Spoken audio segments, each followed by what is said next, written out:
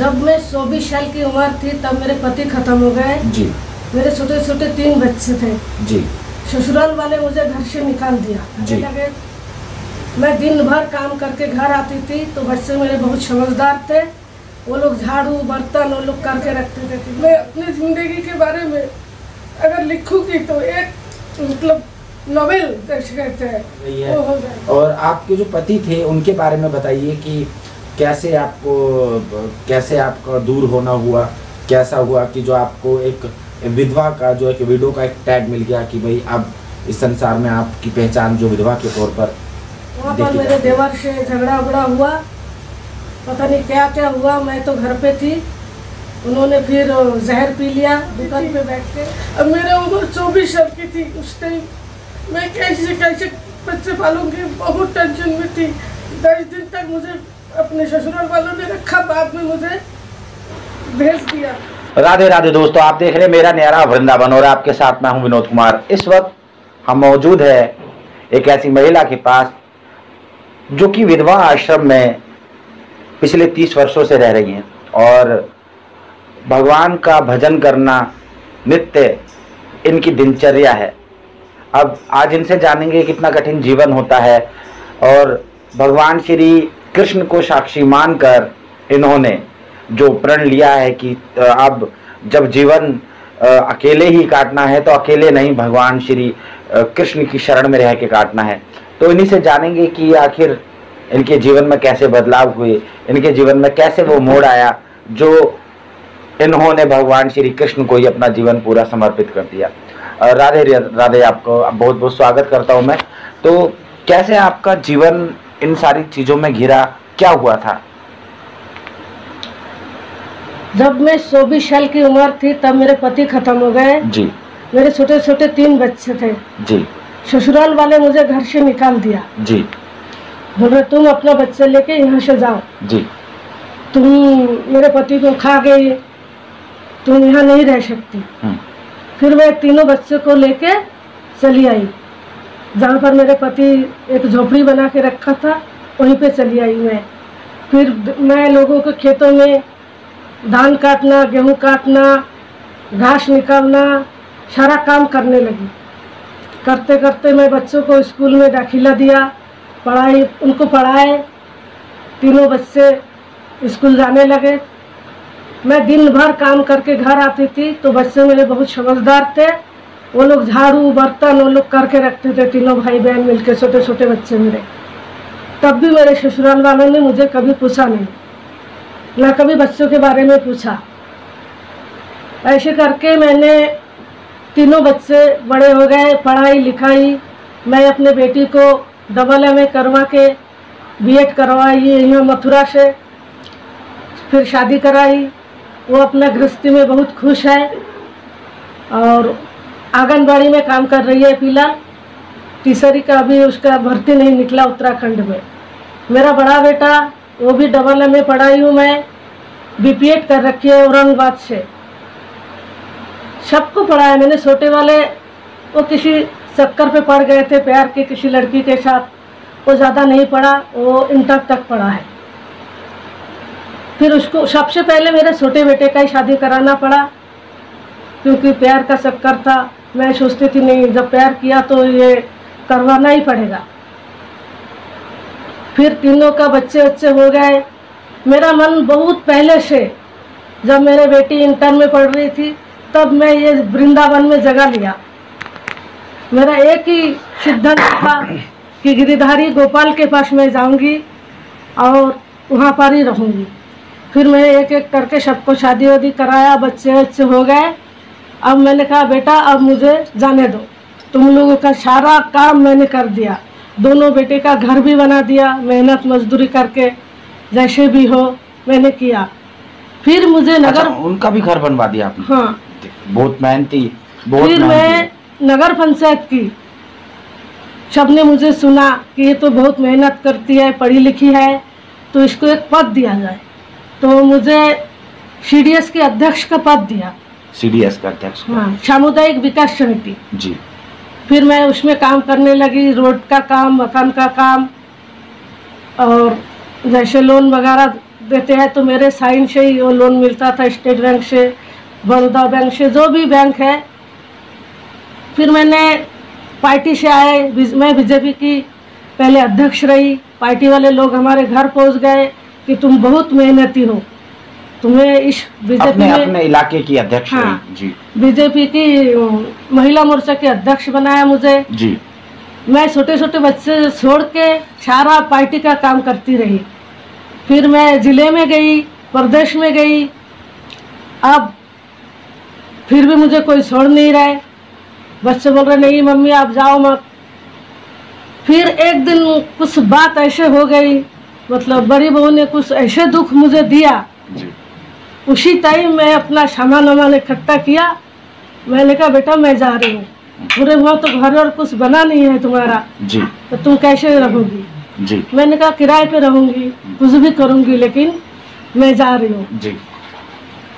फिर मैं सारे जब बच्चे 8 साल 9 साल जी, 12 साल का हो गए जी, तब मैं अपना घर छोड़ दिया। जी। छोड़ के ये भजन आश्रम पे मैं बहुत दिन से भजन कर रही हूँ। पहले मैं किराए के मकान पे रहती थी, बाद में मैं थोड़ा थोड़ा पैसा इकट्ठा किया करके ये थोड़ा बहुत जो भी ठाकुर जी ने कृपा किया मुझे रहने के लिए, ये सब मैंने 1 साल पहले दिया। किसी तरह मैं यहाँ रहती हूँ और ये भजन पे जाती हूँ। भजन पे कुल 25 रुपया मिलता है। 25 रुपये मात्र जो है भजन का मिलता है। और जो आप मेरा देख रहे हैं, आज होली, आज 24 तारीख है और होली का दिन है। आज ये भी भजन में थे तो मैंने इनसे जानना चाहा और इन्होंने ये बात जो है बता रही हैं। तो आज होली का एक महोत्सव था जिसमें हम सारे सम्मिलित हुए। मात्र 25 और रुपये। यहाँ रामकृष्ण मिशन है जी, वहाँ से राशन मिलता है मुझे जी। 5 किलो चावल, 5 किलो आटा, तेल, हल्दी, मसाला वसाला जो भी है, एक जने का जो भी खर्चा होता है जी, वो मुझे देते हैं, उसी से मैं गुजर बसर करती हूँ। और क्या बताऊँ, जिंदगी में बहुत सारा ऐसा ऐसा मोड़ आए, संघर्ष, इतना संघर्ष मैंने किया जिंदगी में। तो खाली एक ही कृपा है ठाकुर जी की कि मेरे बच्चे को कामयाब किया। बच्चे अब अपने अपने गृहस्थी में है, जैसा भी है खुश है।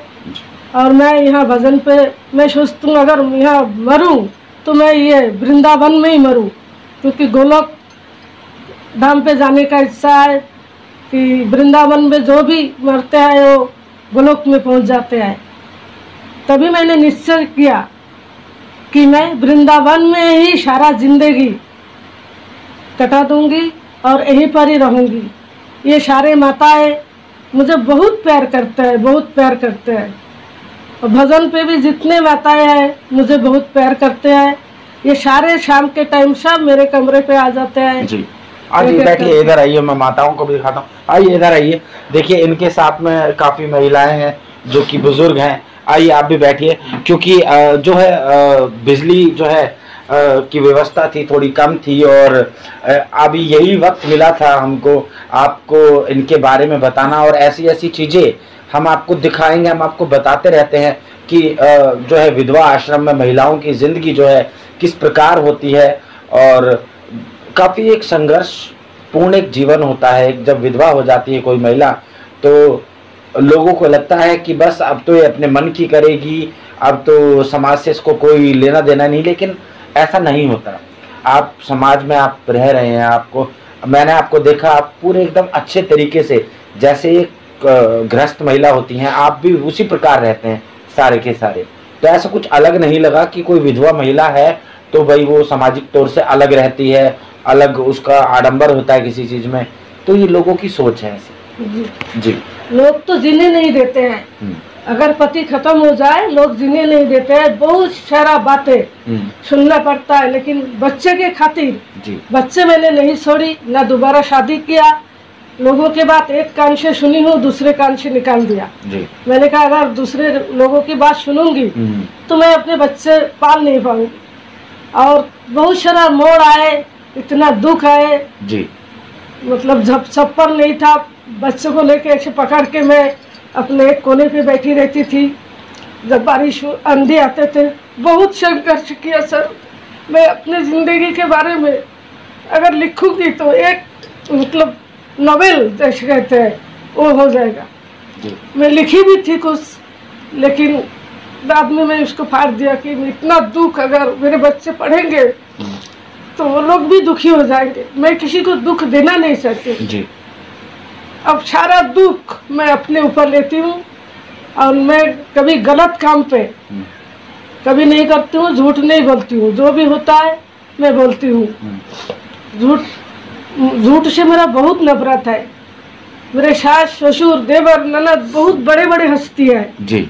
मेरे ननद दिल्ली उत्तम नगर में MBBS डॉक्टर है। मेरे बहन नांगलोई में रहती है जी। उसका पति उसका बेटा अभी विदेश से डॉक्टर ही होके आए जी। लेकिन मैं किसी का सहारा नहीं लेती हूँ। अगर वो सहारा देंगे थोड़ा बहुत, फिर बाद में बोलेंगे उसको ये दिया उसको वो दिया, इसीलिए मैं नहीं लेती हूँ। किसी से सहारा नहीं लेती हूँ, किसी का बात नहीं सुनती हूँ। मैं अपने राधा रानी और बाके बिहारी के शरण में हूँ और मैं आगे की जिंदगी भी यही शरण पे रह के उनका भजन कीर्तन करना चाहती हूँ। नहीं है सर बस। तो आपको जब आपको ठाकुर जी की लत जब लग गई, कहते हैं कि जिसको शाम की लत लग गई तो उसको फिर किसी चीज से कोई मतलब नहीं रहता। संसार में सिर्फ एक ठाकुर जी ऐसे हैं जिनका महात्मा अगर मिल जाए प्राप्त हो जाए तो वो सब दुख जो है एक तरफ हो जाते हैं और ठाकुर जी की प्यारे प्यारे दो नयन एक तरफ हो जाते हैं। तो आपको क्या अनुभव हुआ सबसे पहले कि जो आपको लगा कि अब तो बस इसी भक्ति में मुझे रमना है? मैं बचपन से ही थोड़ा भक्ति में थी। मेरे पिताजी भागवत गीता ये सब करते थे, मैं बगल में बैठ के सुनती थी जी। और उसी टाइम से जब मैं छोटी थी 8-10 साल की, उसी टाइम से मैं अपने पिताजी के साथ भी जाती थी और उसी टाइम से उनका जो सारा चीज़ें है सुनती थी, बिहारी जी का कृष्ण जी का। उसी टाइम से मेरा मन उसी में आ गया कि मैं इधर उधर कहीं नहीं देखूंगी जी। बस खाली बाके बिहारी राधा रानी इन दोनों के चरणों पे ही पड़ी रहूंगी। रहने के लिए थोड़ा बहुत चाहिए, इसीलिए इतना कुछ मतलब थोड़ा बहुत बनाई हूँ। जी। संसारिक लोग तो हैं, जिस तरह से आपकी कथा है, जिस तरह से आपका दुख है, आपको कितनी समस्याएं हुई होंगी कि लोगों ने ताने भी मारे होंगे। बहुत। जब आपको पद मिला होगा, जब भी कहा होगा कि अब नेता बन गई है। और आपके जो पति थे उनके बारे में बताइए कि कैसे आपका दूर होना हुआ, कैसा हुआ कि जो आपको एक विधवा का जो एक विडो का एक टैग मिल गया कि भाई अब इस संसार में आपकी पहचान जो विधवा के तौर पर देखी जाती है। शादी मेरा उनके साथ शादी सन 80 में हुआ जी और मैं उनके साथ 12 साल रही। सन 80 में? हाँ जी, सन 80 में शादी हुआ जी। उस टाइम मैं हाई स्कूल में पढ़ रही थी। लेकिन मेरे पति जो है घर पे नहीं रहते थे। जैसे 3 महीना 4 महीना कहीं गायब हो जाता था, इसी से घर वाले बहुत नाराज रहते थे मेरे पति से, मेरे से। और 2-3 बार उन्होंने शादी से पहले भी आत्महत्या करने का कोशिश किया जी। लेकिन घर वालों ने बसा लिया, वो बस गए। फिर अचानक एक दिन उन्होंने, अब परसुन का दुकान था, वहाँ पर मेरे देवर से झगड़ा उगड़ा हुआ, पता नहीं क्या क्या हुआ, मैं तो घर पे थी। उन्होंने फिर जहर पी लिया दुकान पे बैठ के। फिर हमारे वहाँ एक शमशान घाट है, वहाँ जाके पड़े रहे। फिर लोगों ने देखा कि ये पड़े हैं, सबने मिलकर अस्पताल ले आए। जब मुझे पता चला कि मेरे पति ने ऐसा ऐसा किया, मेरे छोटे छोटे बच्चे, मेरी बेटी 1.5 साल की थी, बहुत छोटी थी, और मेरा उम्र 24 साल की थी। उस टाइम मैं कैसे बच्चे पालूंगी, बहुत टेंशन में थी। 10 दिन तक मुझे अपने ससुराल वालों ने रखा, बाद में मुझे भेज दिया कि तू अपने बच्चे लेके जा, तू मेरे अपने बेटे को खा गई, हो गई, बहुत शर्ताना दिया। देखिए, मानसिकता है, एक गंदी मानसिकता होती है ये कि अगर ऐसा कोई हादसा हो जाए तो सारा इल्जाम उस लड़की पर आता है जो अपना घर बार छोड़कर आई है। तो देखिए कितना इनका दुख है। मैं सुन रहा हूँ तो मेरे भी हृदय में जो है, मैं आपको शब्दों में बयान नहीं कर सकता। जिस प्रकार आप सुनकर आपकी रूह कांप रही है, और मैं तो इनके पास बैठा हूँ माता जी के, तो कितना ज़्यादा एक दुख है वो मैं शब्दों में उसका वृंतांत नहीं कर सकता। कि 3 बच्चे छोटे छोटे हाथ में है, इनके पति की मृत्यु हो चुकी है और सास बोलती है कि अब घर से निकल जा। जी, फिर मैं बच्चे को लेके फिर चली आई वही पुराने घर पे, एक झोपड़ी रखा था वहाँ जी। और झोपड़ी में आई। झोपड़ी भी ऐसे थी, सारा पानी अंदर ही गिरता था जी।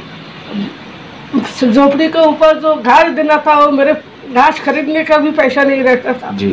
कि बच्चे को क्या खिलाऊं और घास कहाँ से खरीदूं। जी। फिर मैं बच्चे को लेके जो गन्ना होता है, गन्ने के पत्ते लेके आती थी जी। पत्ते लेके किसी मजदूर को बोलती थी किसी तरह मेरा ये छप्पर के ऊपर ये पत्ता से वो कर दो जिससे कि थोड़ा बहुत पानी ना गिरे। फिर मजदूर मेरा कर देते थे और मैं उसी में तीनों बच्चों को लेके रहती थी। दुख के टाइम कोई साथ में नहीं आया, न भाई बहन, न माँ बाप, न सास ससुर, कोई नहीं आता है।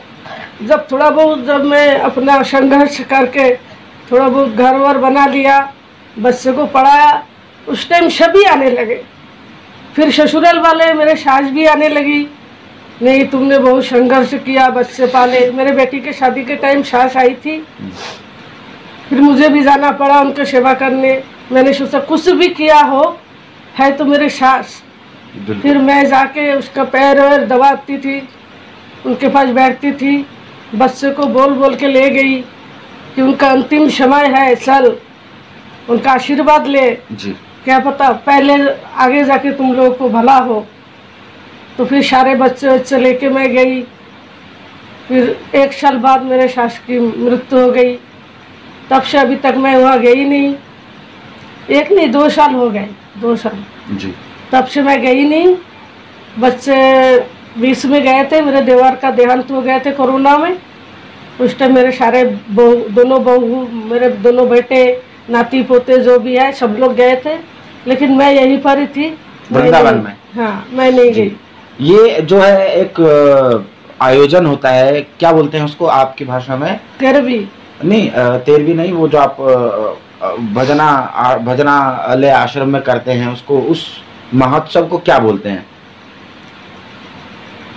अभी लीला बोलते हैं। लीला बोलते हैं। तो ये लीला ही करती हैं और लीला इतनी सुंदर, उसमें ये कृष्ण का जो है, कृष्ण और राधा का एक स्वरूप होता है, जैसा आप स्क्रीन पर देख पा रहे हैं। इनका एक बहुत अच्छा कॉन्सेप्ट होता है। तो दरअसल इस लीला में जो महिलाएं होती हैं वो आखिर में रोती हैं और फिर पैसे मांगती हैं। तो ये क्या, इसका मतलब क्या है? मतलब ये है जो चैतन्य महाप्रभु जी, जो कलकत्ता में जन्म लिया था जी, उन्होंने अपना सन्यास ले लेता है। जी। चैतन्य महाप्रभु अपना गुरु बना के मुंडन उंडन करके वो मतलब बोलता है कि मैं चला जाऊंगा, सन्यास लूंगा। तो अपने माँ बाप सबको छोड़ के वो वृंदावन के लिए निकल पड़ता है जी। तब वो मतलब सारा कुछ त्याग कर देता है, अपना शरीर से वस्त्र साधु वेश बना के मुंडन करके। तब वो बोलते हैं कि कैसे जाऊं वृंदावन जी, मुझे तो बिहारी जी से मिलना है, कैसे जाऊं मैं।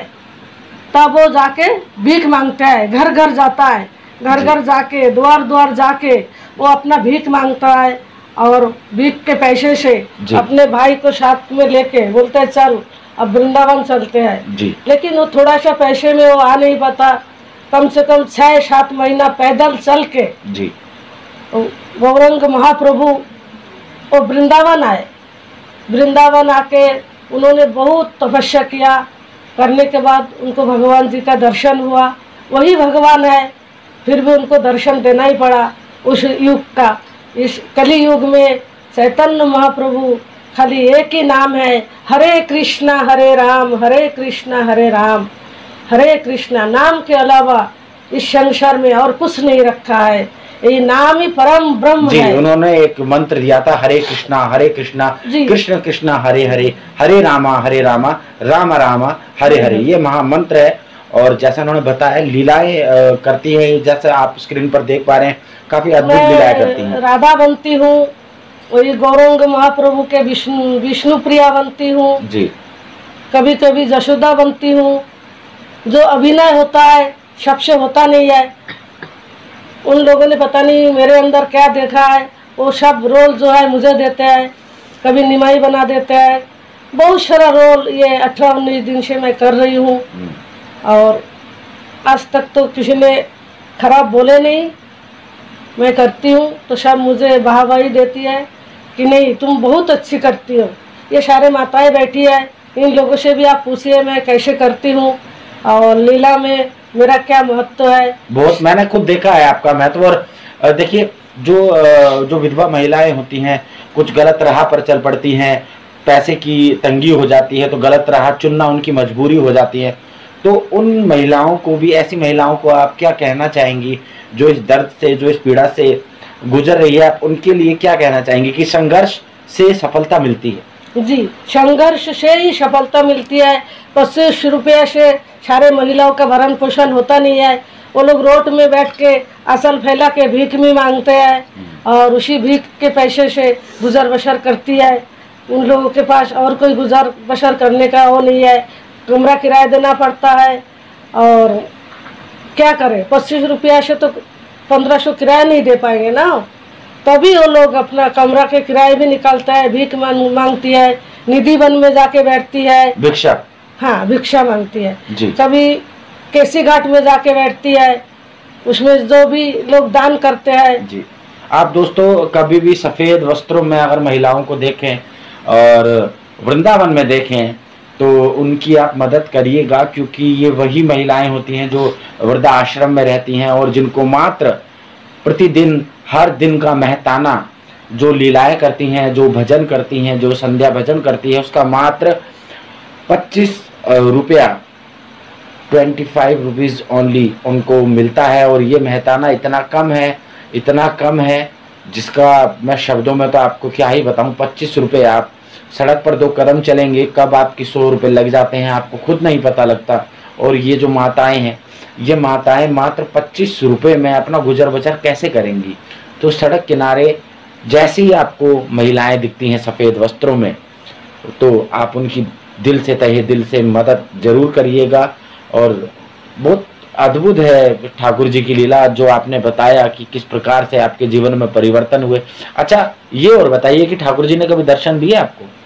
हाँ, सपने अपने में कभी कभी मुझे लगता है कि ठाकुर जी है, ठाकुर जी आए हुए हैं, बैठे हैं। मैं सुबह उठ के बताती हूँ सबसे, तो बोलते हैं मत बताया करो, जो भी हो रहा है तुम्हारे साथ हो रहा है ये चीज़ बताना नहीं चाहिए, तुम अपना भजन करती रहो, एक ही मान एक ही ध्यान से करो तो अवश्य वो दर्शन देंगे, इसके बिना तुम नहीं रह पाओगी।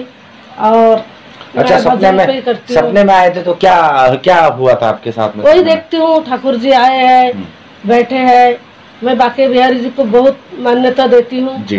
बाके बिहारी मंदिर में मेरा एक ऐसी आस्था है, मैं वहाँ आज तक जो मांगी हूँ मुझे ठाकुर जी ने दिया है। आज तक मैंने जो भी चीज जी मांगी दिया है। बच्चों के लिए जो भी किया, पढ़ाई लिखाई के लिए मांगी कि ये हो जाए वो हो जाए जी, वो भी मुझे मिला जी। अभी मेरे छोटी बहू को 2 लड़की थी, बेटा नहीं था, तो उन्होंने कहा मम्मी ऐसे ऐसे बात है। मैंने कहा कहीं मत जाओ, दवाई मत खाओ, सीधा मेरे पास चली आओ और बाके बिहारी चलो जी। और वो पूरा परिवार मेरे पास आए, बाके बिहारी ले गई तो मेरे बहू का बेटा हुआ जी।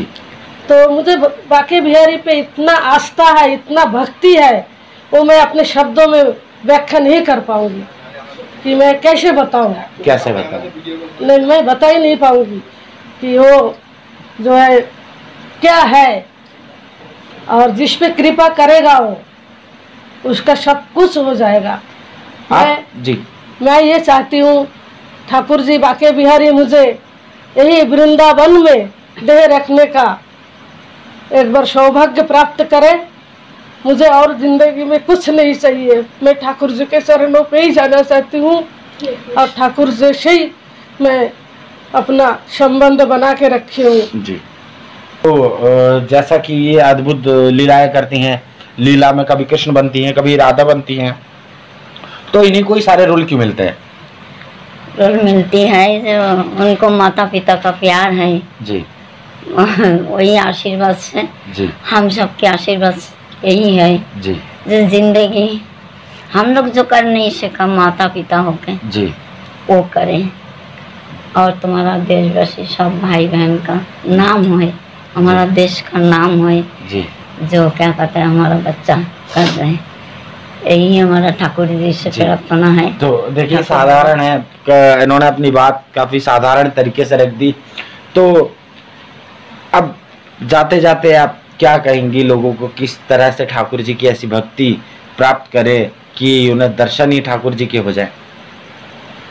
देखिए भक्ति करना चाहिए, कुछ भी करे, अपना गृहस्थी में रखे भी बहुत लोगों को दर्शन हुआ, तो इसलिए गृहस्थी करे अपने जगह पे, लेकिन भक्ति जरूरी है। भक्ति से ही भगवान मिलता है। भक्त के लिए भगवान वो दौड़े चले आते हैं। भक्त ऐसा होना चाहिए कि वो भगवान को आना ही पड़ेगा।